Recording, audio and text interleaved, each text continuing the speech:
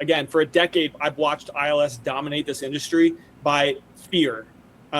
We just need to spend because people go to apartments.com. Yeah, but they're handing your lead to your competitor. You know that for a fact. Go look on your listing right now. Go look at that little checkbox. John, on the next one, we're going to pull up our screen and walk them through what actually happens when they go to an apartments.com ad and they're taking your lead and handing it off to your competitor. Do you know why your lead to tour ratio is so low? Well, because you're spending the majority of your money on ILS where they're taking your leads and handing it off. So your lead to tour is junk.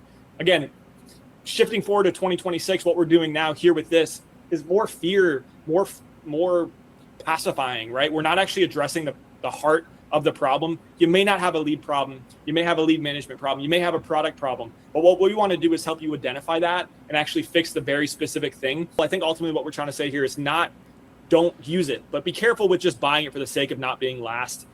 Again, it feels like it's the same playbook that ILS had for the last 20 years, which is you just got to be here or else. You got to be here or else. Well, and imagine it turns into the next ILS. You know, how many times have we talked to a property manager and the owner of the property wants PPC? The owner of the property has got their ear to the ground and they're like, yes, PPC, this is where I need to be. And then we start to implement it and the property managers say, you're going to take off ILS? You're going to cancel apartments.com? No, you can't do that. And it's just the fear. It's to your point, you know, it's like they're so afraid of not having it. But if you go through their lease list and look at the leads and the tours and the leases, it's decent lead volume, almost no tours and 0 leases. And it's like, well, you just paid $4,000 last month for 0 leases. Your cost per lease is like, you know, I can't divide by 0. It gives me a negative. You know, it's like, come on.